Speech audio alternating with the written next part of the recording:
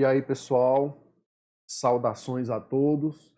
Nós vamos hoje dar início, né, exatamente ao estudo do capítulo 5. Nós introduzimos na semana passada a unidade 3, os meios de comunicação de massa, o poder da mídia. Então, a partir desse norte, né, já que nós vamos trazer, né, para a discussão ao longo do estudo do capítulo 5, o capítulo 6 e o capítulo 7, essa temática, né, dos meios de comunicação, foi necessário que a gente tivesse uma aula inteira, né, para introduzir justamente esses conceitos e falar um pouco sobre alguns elementos, né, do nosso cotidiano cada vez mais presentes, né, que é a questão das fake news, do negacionismo, né, que tanto se relaciona e prejudica, inclusive, a aprendizagem histórica nos tempos atuais. Nós vamos, inclusive, continuar, né? Nós vamos fazer uma pequena série, na verdade, no nosso podcast Leituras para Entender o Mundo, a respeito dessas temáticas, ok? Então, hoje nós vamos dar início ao estudo do capítulo 5. A nossa ideia é dividir o estudo desse capítulo em 3 partes.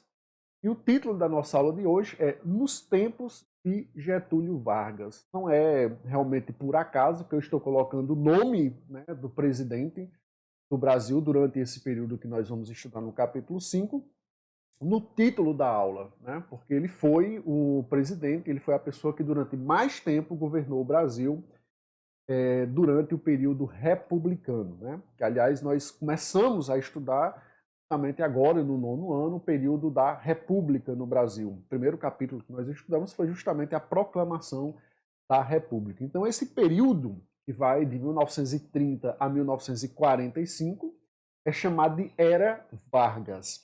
Alguns até colocam dentro dessa Era Vargas, né, a primeira metade dos anos 1950, porque Vargas volta ao poder, né, numa situação diferente, a gente vai ver depois, mas ele governa o Brasil de forma consecutiva de 1930 a 1945, esse período que é tradicionalmente chamado de Era Vargas, né? Nós hoje sabemos que, inclusive já na época não podia, na verdade, né? Eu daqui a pouco explico isso. Mas a nossa Constituição que está em vigor atualmente no Brasil, que é a Constituição de 1988, impede, né, que um presidente governe durante todo esse tempo, porque no máximo alguém pode governar o Brasil por 3 mandatos, né, sendo 2 consecutivos. Então, portanto, cada mandato, né, presidencial tendo 4 anos, o máximo que uma pessoa poderia governar seriam 12 anos, né? Mas Getúlio Vargas governou durante 15 anos consecutivos, mais uma vez, entre os anos 1930 e 1945. Ele volta ao poder em 1951 e fica até 1954, quando ele comete suicídio. Ó, já estou dando spoiler, né? Já estou contando o final do filme dele, mas isso é história, né? E nós vamos tentar entender, né, o desenrolar desse processo até o momento em que acontece esse ato, né, do suicídio de Getúlio Vargas, que vai ser lá em agosto de 1954. Mas vamos voltar para o período do tempo que nós estávamos estudando antes das férias, que é justamente a ascensão dos regimes totalitários na Europa, né, a chegada ao poder do nazismo na Alemanha e, consequentemente, a Segunda Guerra Mundial. E por que eu estou falando desse assunto que nós estudamos na unidade 2? Porque o período de Vargas na presidência da República do Brasil, ou seja, a era Vargas, acontece no mesmo momento, portanto, são fatos simultâneos, né? Na história a gente estuda, né, fatos sucedâneos e simultâneos, quando um vem depois do outro, né? Geralmente os capítulos no livro de história são organizados assim, né? Na ordem cronológica, ou seja, na ordem da linha do tempo, né? Mas às vezes nós vamos intercalando a história mundial com a história do nosso país, né? A história do Brasil. E aí o que nós estudamos, né? O tempo que nós estudamos na unidade 2, mais uma vez, é importante repetir, a Segunda Guerra Mundial, né? E a ascensão do nazismo ao poder, corresponde ao mesmo período que está aqui no Brasil, a chamada Era Vargas, ok? Só para localizar vocês no tempo e entender que, evidentemente, o Brasil vai participar da Segunda Guerra Mundial, como vocês já sabem, e essa participação se dá durante o governo Vargas. É importante dizer isso para a gente, daqui a pouco, fazer uma comparação entre o estilo de Vargas governar, né, o regime no qual ele governou o Brasil, e os regimes totalitários na Europa, o fascismo italiano, o nazismo na Alemanha, já que havia uma semelhança, principalmente a partir do que nós chamamos de Estado Novo aqui no Brasil. Nós vamos ver daqui a pouco essa divisão, né, da era Vargas. Então, o capítulo 5, né, que nós iniciamos hoje, se chama Da Revolução de 1930 à Ditadura Civil Militar, ok? Portanto, esse capítulo 5 ele não vai compreender apenas a era Vargas. Ele vai avançar para o momento posterior ao suicídio de Vargas até 1964, que é quando acontece esse movimento militar e dá início à ditadura. Ok? Bom, mas o capítulo ele fala numa revolução, né? O título do capítulo fala em revolução. E nós debatemos o significado desse conceito de revolução para a história, inclusive até comparando com a sua origem, certo? Com a etimologia, portanto, da palavra, que tem a ver com as pesquisas astronômicas, né? Então, eu convido vocês novamente a rever, né? A ouvir novamente, melhor dizendo, esse episódio do nosso podcast, né? Leituras para Entender o Mundo, onde eu tratei do que significa exatamente revolução. Então, eu gravei esse podcast quando nós estávamos estudando a Revolução Russa.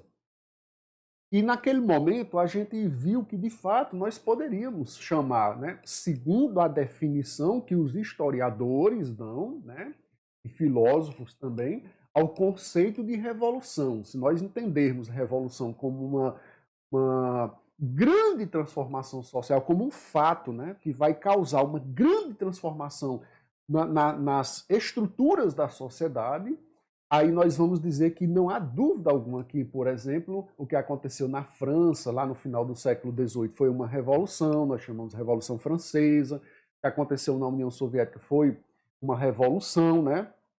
Mas será que esse movimento de 30, né? Será que esse golpe, como alguns chamam também, foi de fato uma revolução? Né? Aí a gente vai ter que pensar um pouquinho a respeito disso. Mas, de fato, algumas transformações importantes, né, aconteceram ali naquele momento, nos anos 1930, como, por exemplo, a participação política das mulheres. Alguns vão pensar, né, e até é bom que pensem mesmo nesse momento, mas será que não havia essa participação política das mulheres? Claro, né, as mulheres já se engajavam em movimentos sociais, né, tanto fora do Brasil como no Brasil mesmo, inclusive na luta pelo direito de votar.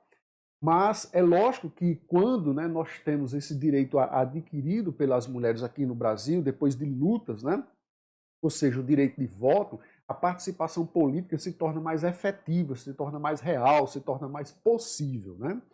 E aí o livro de vocês vai destacar lá na página 114, que é justamente a página de abertura do capítulo 5, a eleição da Carlota Pereira de Queiroz, né, em 1934, a primeira deputada federal eleita no Brasil. Então, essa é uma transformação importante, a questão dos direitos trabalhistas, né, que vão surgir também nesse período, já que não havia uma legislação própria para amparar, né, os trabalhadores brasileiros, para regulamentar, digamos assim, o trabalho no Brasil. Então, essas são transformações importantes, né? De certa forma, elas se relacionam com as transformações políticas que estavam acontecendo no Brasil na época, né? Agora, chamar esse movimento de 30, né, de revolução, com certeza ainda é uma consequência do próprio movimento de 30, né? Já que quando eles chegaram ao poder, eles escreveram essa história, contando, né, e aconteceu uma revolução em 1930. Por isso nós temos que pensar se de fato, né, o que foi transformado no Brasil a partir daquele momento é resultado mesmo dessa revolução ou eram coisas que já iam acontecer, talvez por pressões internacionais. Ok? Mas isso a gente ainda vai discutir. Bom, Quais são os nossos objetivos ao estudar esse capítulo 5, mas principalmente esta aula de hoje? Então, desses objetivos que são citados no livro de vocês, eu estou destacando 2 para a aula de hoje, certo? E quando nós pensamos em aula, não é só essa fala minha aqui, né? Mas a resolução das atividades, de vocês também, a nossa aula síncrona, né? E a audição dos podcasts também, certo? Tudo isso vai dar conta da gente atingir esses objetivos. Quais são eles? Identificar as mudanças ocorridas no país após a Revolução de 1930 e refletir sobre o impacto dos meios de comunicação no Brasil, no passado e no presente, né? Esse nós vamos sempre destacar porque é o tema da unidade. Então, que mudanças são essas, né? Porque o objetivo ele fala em identificar as mudanças. Então, que mudanças são essas? Está aí na tela para vocês, confiram. O fim do pacto político do café com leite, né? Já que havia, né, na primeira fase da República, a chamada República Velha, ela é chamada também de República Oligárquica. Por quê? Porque havia esse pacto entre São Paulo e Minas Gerais, mais exatamente entre as oligarquias de Minas Gerais e São Paulo, e nós já estudamos o conceito de oligarquia também, né, que era um grupo pequeno de pessoas que governava, né, esses estados, né, os coronéis, como eram conhecidos também. Então há o fim, né, do pacto político entre Minas Gerais e São Paulo a partir do que acontece na chamada Revolução ou Movimento de 1930. Aí daqui a pouco eu explico por que aconteceu esse encerramento, né, do pacto entre São Paulo e Minas Gerais. Processo de industrialização no Brasil tem um salto, né, inegável nesse momento também, e por conta dessa industrialização e, digamos,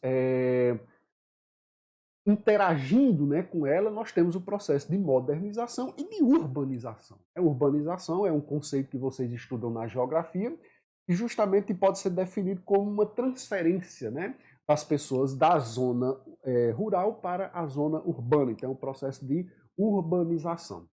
Nós tivemos 2 constituições, né, nesse período que nós chamamos de Era Vargas, né, e depois o decreto do Estado Novo, quando o governo brasileiro passa a ser uma ditadura, né, comandada pelo Getúlio Vargas. Okay?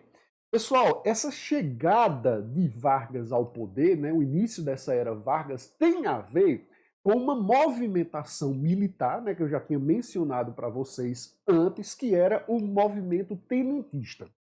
Dentro, né, das Forças Armadas, principalmente do Exército Brasileiro, era alimentada a ideia de modernizar o país, né, já que se identificava que o Brasil era um país ainda atrasado, ainda agroexportador, né? Basicamente vivia da exportação de matéria-prima, produtos agrícolas. Era importante que o Brasil se industrializasse, mas era importante que o Brasil se modernizasse, não só na economia, mas na política também, né? Com a instituição de um voto secreto. Eles entendiam que era um atraso, né?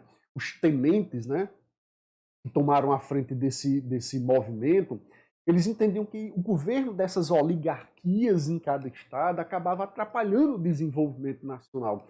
Então eles eram a favor de um governo central, ou seja, de um governo federal mais forte, certo? Portanto, eles queriam centralizar, de fato, a concentrar mais poderes, né, para ficar mais fácil de entender, nas mãos do presidente, não dos governadores dos estados, que eram, na verdade, essas oligarquias, né, que na opinião deles atrasava o país.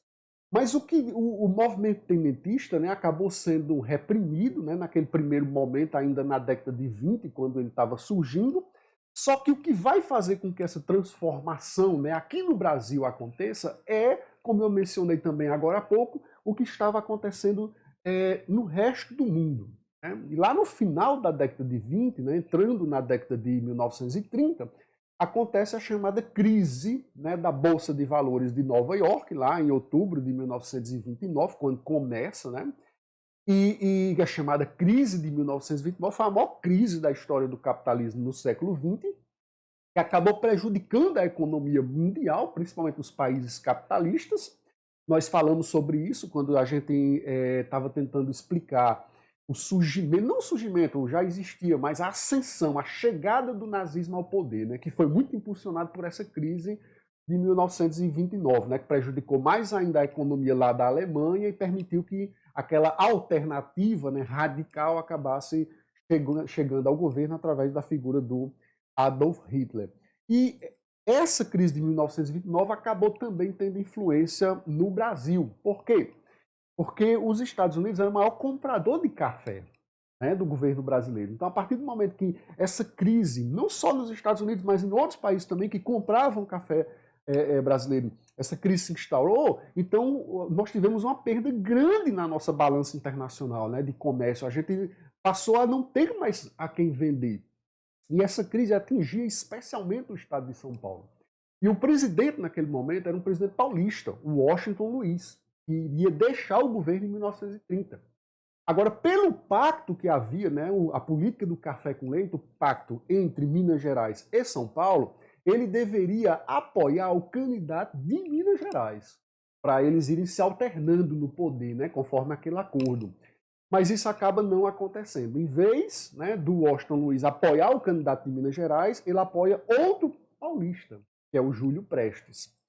E aí rompe-se o acordo, a oligarquia de Minas Gerais se une com outras oligarquias, como por exemplo a da Paraíba e do Rio Grande do Sul, e eles criam a chamada Frente Liberal, certo? Que é o partido que vai disputar as eleições contra o candidato Júlio Prestes, o candidato apoiado pelo governo Washington Luiz. O candidato da Frente Liberal é Getúlio Vargas. Agora ele vai aparecer exatamente na nossa história. E o vice dele é um paraibano, né, o João Pessoa. O que acontece é a derrota da Frente Liberal. Quem ganha é o candidato paulista. Eleições que se entende que foram fraudadas, como era comum, né, naquela época. Não se dá para afirmar que o Júlio Prestes ganhou por causa de fraude, porque também havia fraude a favor do outro candidato, o Getúlio Vargas. O fato é que o Júlio Prestes é eleito. E quando ele é eleito, pouco depois dele ser eleito, acontece o assassinato do candidato a vice-presidente que perdeu, o João Pessoa, que era paraibano, mas esse assassinato aconteceu em Recife, aliás, como vocês podem ver, né?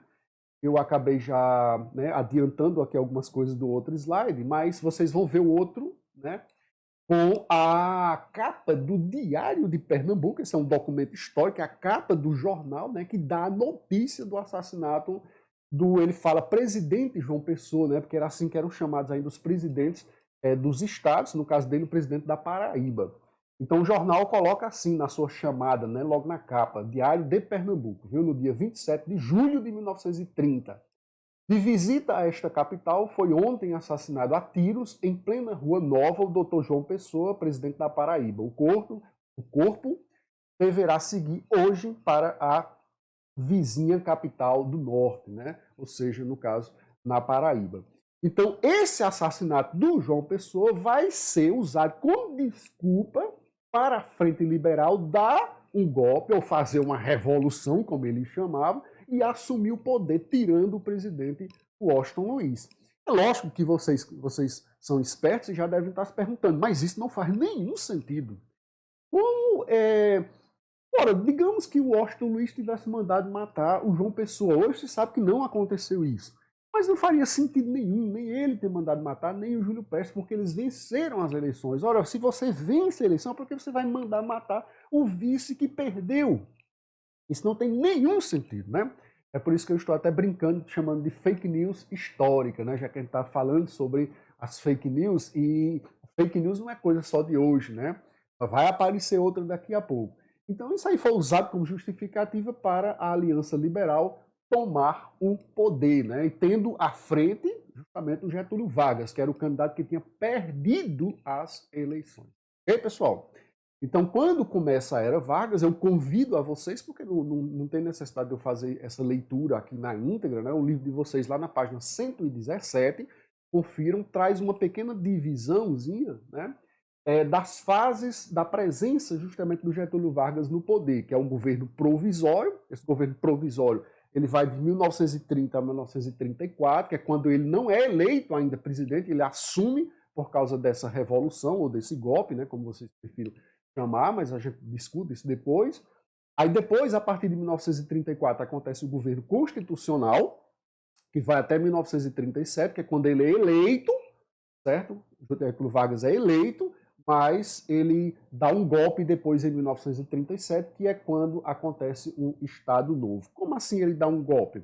Ele deveria sair em 1938, né, porque ia ter novas eleições, mas ele não sai. Ele alega, né, que existe um plano de implantação do comunismo no Brasil e ele não pode sair. E aí, como nós dizemos na história, ele fecha o regime, certo? Ele impõe uma ditadura no Brasil, inclusive faz outra Constituição. E aí, para alguns, né, existe um outro período da era Vargas, que seria o período democrático, que é quando ele volta eleito, né, presidente em 1951, que nós vamos estudar apenas em outra aula, certo? Então, assim, essas mudanças, né, que acontecem, eu estou destacando esse texto que está lá na página 118 do livro, que vocês vão ver também, né? Eu estou até brincando aí na tela, eu escrevi, e a democracia, né? Porque uma das nossas aulas lá no começo do ano, eu disse que a democracia no Brasil era um longo caminho, né? A gente ainda estava construindo. Então, quando o Getúlio Vargas assumiu, é lógico, né, que quando começa o governo da Aliança Liberal, ele tem que fazer várias transformações no país. E ele começa fazendo o quê? Anulando a Constituição, né, de 1891, aquela que foi proclamada, aquela que foi votada, né, logo depois da proclamação da República.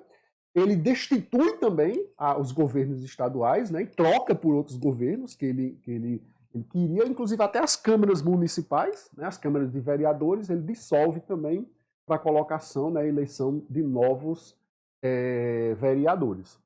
O que vocês estão vendo aí na tela agora é até uma charge, né, desenhada pelo Belmonte, que era o principal cartunista, né, chargista no Brasil na época, uma pessoa genial. A foto dele está aí, inclusive, na tela para vocês olharem.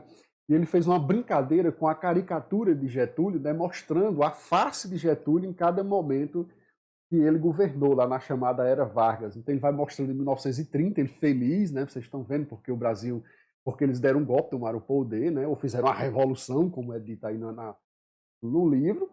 Aí ele vai ficando feliz ainda em 1931, né? Em 1933 ele também está feliz, 34, né? Mas vocês percebem aí na tela que ele está carrancudo, né? Tanto em 1932 como em 1937. Em 1937 ele está assim porque ele dá um golpe, né? E impõe uma ditadura no Brasil. Mas em 1932, por que é que ele está dessa forma? Porque existe uma reação contra o governo dele. O estado de São Paulo, né, que tinha sido o principal prejudicado devido à presença da Aliança Liberal no poder, já que eles foram tirados do poder, né, já que o presidente na época era o Washington Luiz, que era um paulista. E no lugar dele, quem entra era outro paulista, o Júlio Prestes. Mas a Aliança Liberal, fazendo a revolução, o golpe, né, tomou o poder. Então São Paulo se organiza e tenta dar um golpe para tirar, né, uma contra-revolução, digamos assim, para tirar Getúlio Vargas do poder. Pressionando, já que ele dizia que ia fazer uma constituição e ia convocar eleições, né, porque ele chamava um governo de provisório. Era um governo que estava acontecendo apenas para a modernização do país, para acabar com as antigas oligarquias, para industrializar, para iniciar a industrialização do país, mas que eles iriam sair do governo convocando novas eleições. No entanto, o tempo estava passando, eles não faziam isso. Então, o governo de São Paulo iniciou essa revolução para tirar, né, que eles chamavam de revolução constitucionalista, porque eles defendiam a implantação, né, a votação de uma nova Constituição para o Brasil, já que a Constituição de 1891 não estava mais valendo. Só que Getúlio Vargas conseguiu, o governo brasileiro, né, o governo nacional federal, conseguiu derrotar a tentativa de revolução lá em São Paulo. No entanto, né, as pressões sobre o governo acabaram fazendo com que ele convocasse novas eleições para presidente e iniciasse o processo de criação de uma nova Constituição, né, onde deputados e senadores foram eleitos para poder criar uma nova Constituição, que é essa Constituição de 1934. A Constituição, pessoal, a gente já estudou isso, é o conjunto das principais leis, né, e normas que rege um país. Eu estou aqui, por exemplo, para vocês verem, com a Constituição, esse é o livro da Constituição de 1988, que é a Constituição que está em vigor no nosso país agora, né? Mas durante a era Vargas, nós tivemos essa Constituição de 1934, e nós vamos ter outra Constituição em 1938. em 7, que eu vou já falar. Então, nesse caso da Constituição de 1934, além da Constituição, ele convocou eleições, né? Mas essas eleições seriam, no caso de presidente, seriam feitas dentro do Congresso, ou seja, os deputados e os senadores era quem iriam votar, né? E aí quem se candidata e ganha? O próprio Getúlio Vargas. Então, por isso que ele continua no poder, certo? Essa Constituição também é a que cria as leis trabalhistas, o voto feminino, né? Conforme eu já tinha mencionado, e determinava que o mandato do presidente deveria ser de 4 anos. No entanto, ele dá um golpe em 37 e acaba continuando no poder. E esse golpe, pessoal, ele é resultado também, além de uma invenção e de uma fake news, que eu digo já daqui a pouco qual era, da disputa que havia entre as duas principais forças políticas do momento, certo? Em termos de partidos de ideologias, né? Que era a AIB e a ANL. O que é que significa AIB? Ação Integralista Brasileira. Era um grupo fascista, um grupo com ideias nacionalistas, muito semelhante ao fascismo lá da Itália, certo? E também da Alemanha. E a ANL, Ação Nacional Libertadora, Aliança, aliás, Nacional Libertadora, que era um grupo com tendências socialistas, portanto de esquerda, né, comunistas. Então esses dois grupos acabavam se confrontando, inclusive até com brigas de rua também, e a ANL tenta dar um golpe no governo Vargas, em 1935, que é conhecida como intentona comunista. O governo federal, o governo de Vargas, também consegue reprimir e derrotar esse movimento. Mas Vargas, né, começa a construir a ideia de que há uma conspiração comunista, inclusive ajudada pela União Soviética, para derrubar o governo brasileiro e implantar o comunismo. E com base numa mentira que foi um plano chamado Plano Cohen, né, e que surgiu dentro das próprias Forças Armadas no Brasil, eles inventaram um documento dizendo que era prova para um golpe que estava sendo armado no país. Com base nisso, ele sim dando um golpe, né? Ele acaba com o processo eleitoral, não vai mais acontecer eleição, a Constituição de 1934 não vale mais, ele faz outra Constituição, que é a Constituição de 1937.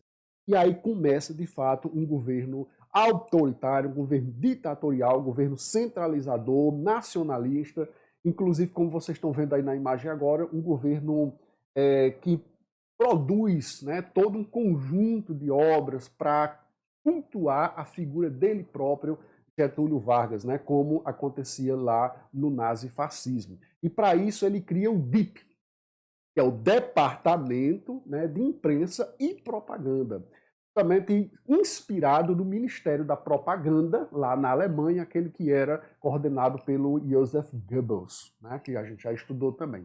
Eu até coloquei aí na tela, tá pequenininho, mas acredito que dê para vocês, né, verem, 2 cartazezinhos, né, 2 propagandas com os líderes, né, do Brasil e, no caso da Alemanha, Getúlio Vargas e Hitler, são bem parecidos, né, ali pegando nas crianças, com a bandeira do Brasil, né, uma coisa claramente inspirada na outra. É nesse momento também que o Brasil participa, né, da Segunda Guerra Mundial, mas aí, ao contrário do que vocês estão pensando, o Brasil não apoia a Alemanha, apesar de que havia aqui uma ditadura semelhante, né, ao que acontecia na Itália e na Alemanha.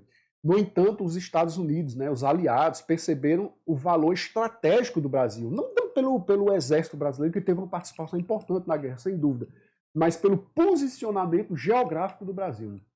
Próximo à África, né, o norte da África, ali que era uma zona de conflito importante e poderia, né, o território brasileiro, como de fato foi instalada, né, em Natal, aqui no Brasil, um lugar, né, justamente para poder sair navios, né, e aviões para lutar na Europa e no norte do continente africano, certo? Então, assim, a participação do Brasil, que em tese, né, era um governo mais semelhante às ideologias nazifascistas, o Brasil acaba apoiando os Estados Unidos, né? Porque o Brasil vai ganhar também algo em troca disso, que é o financiamento para a construção da siderúrgica nacional, da Companhia Siderúrgica Nacional, certo? Que é financiada pelos Estados Unidos, certo? Outro plano importante do governo Vargas, né, para a gente encerrar esse primeiro momento, é a interiorização do desenvolvimento, ou seja, é o desenvolvimento do Brasil não ficar apenas no litoral, né, e para o interior. E é justamente essa marcha para o oeste, como ele chamava. Só que essa marcha, né, para o oeste, vocês têm um texto no livro, inclusive vocês vão ler a respeito disso, acabou prejudicando os índios, né, que lá viviam. E todo esse processo, né, de perdas, né, de território pelos índios e tal, a gente vai aprofundar também um pouco mais à frente. Certo, pessoal? Então, na próxima aula, a gente vai dar continuidade falando sobre a queda, né, do governo Vargas, que tem a ver, inclusive, com a participação do Brasil na Segunda Guerra Mundial, a aliança, né, que vai acontecer do governo Dutra com o governo dos Estados Unidos. Vocês estão vendo aí na tela agora o Eurico Gaspar Dutra, à esquerda, e à direita o presidente Harry Truman, que é o presidente dos Estados Unidos. Certo, pessoal? Façam as atividades, viu? Vou só passar aqui rapidinho as atividades. Nós temos uma questão a respeito da participação política das mulheres, né? Eu acho que a minha imagem está um pouquinho na frente aqui, mas é só uma explicação rápida. Aí vocês vão pesquisar mais sobre a participação política delas, né, naquele período, ao longo do século XX, mas especialmente naquele momento. Aí vocês vão fazer uma questão também de múltipla escolha, certo? A respeito do movimento de 30. Uma questão sobre o DIP, né, o Departamento de Imprensa e Propaganda. Vão fazer uma pequena pesquisa, né, na própria família de vocês a respeito dos meios de comunicação. E eu estou lançando uma questão desafio, certo? Não é uma questão obrigatória, como essas questões de desafio eu sempre lanço, né? Mas sobre as fake news na história, né? Que vocês podem fazer uma investigação. Certo, pessoal? Valeu e até a próxima. Não deixem de ouvir o podcast, viu? Beleza.